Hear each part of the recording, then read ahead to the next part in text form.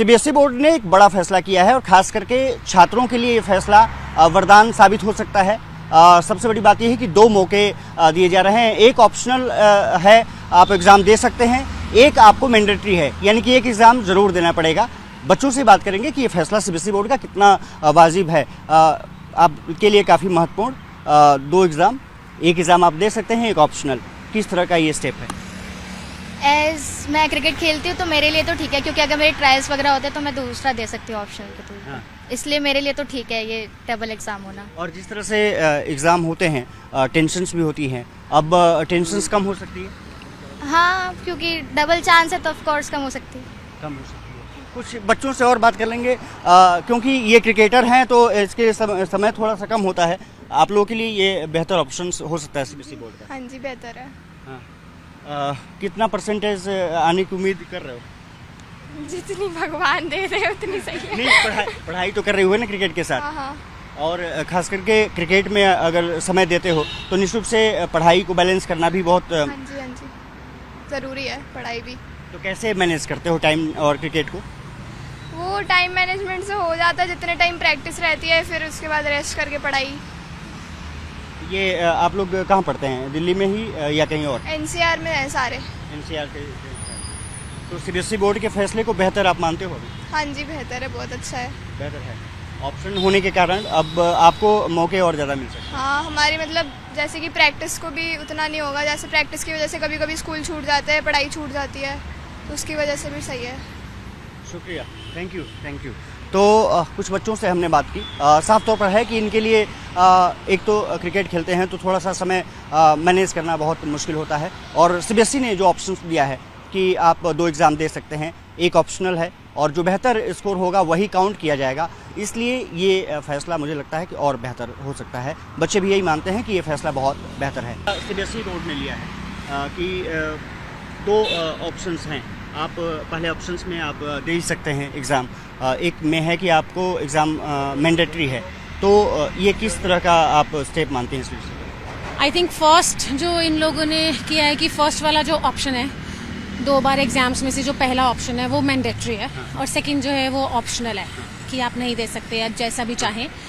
तो उसमें यही है कि मेरे ख्याल से ये बहुत अच्छा डिसीजन है गवर्नमेंट का करने का, क्योंकि एक तो बच्चों पे ज़्यादा लोड नहीं पड़ेगा कि हमें इतना ज़्यादा, जो आजकल बच्चे इतनी टेंशन लेके गलत स्टेप उठा रहे हैं, सब कर रहे हैं कि हमें इतना ज़्यादा पढ़ना पड़ रहा है या this is a very heavy load कि हमें स्टडी करना पड़ता है, और साल बाद जो है हमारा अच्छा रिजल्ट नहीं आता इतनी मेहनत करने के बाद भी। तो उससे क्या होगा, एक तो कोर्स कम हो जाएगा बच्चों के लिए कि ईजीली बच्चे कवर अप कर पाएंगे हाफ स्टेज पे।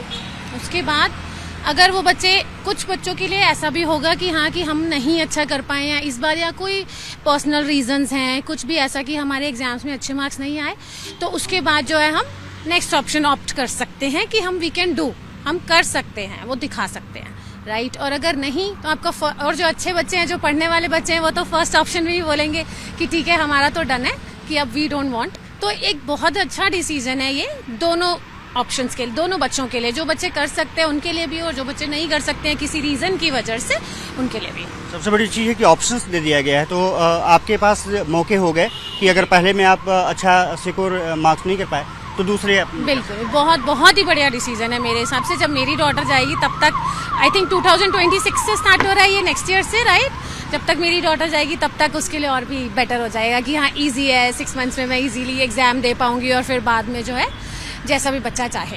पेरेंट्स के लिए भी ठीक है कि हाँ हमारे बच्चे आराम से स्टडी कर सकते हैं, इजीली जो है सारी चीज़ों को, सारे सिलेबस को समझ सकते हैं, कर सकते हैं, ओवरलोडेड नहीं होगा। डिप्रेशन सबसे बड़ी बात है। जी बिल्कुल, डिप्रेशन में जो आजकल का, एक तो हम लोग का लाइफस्टाइल ऐसा है, खाना पीना ऐसा है कि और बच्चे और ज़्यादा स्ट्रेस लेके डिप्रेशन में चले जाते हैं, तो वो सब चीज़ें भी जो है नहीं होंगी। तो ये एक अच्छा डिसीजन है। Thank you. तो ये अभिभावक समझ सकते हैं आप इनको। कुछ बच्चों से बात कर लेंगे। आपके लिए तो एग्ज़ाम आने वाला है, ऑप्शन मिल गया है, अब लगता है कि बेहतर कुछ हो पाएगा? हाँ जी, और एक तो हमारे लिए अच्छा भी है क्योंकि मेरे को ज़्यादातर टाइम स्पोर्ट्स में ही देना होता है, तो इस तरीके से अपॉर्चुनिटी भी बहुत अच्छी है कि अगर अच्छे मार्क्स नहीं आए पहले में तो हम दूसरा भी दे सकते हैं।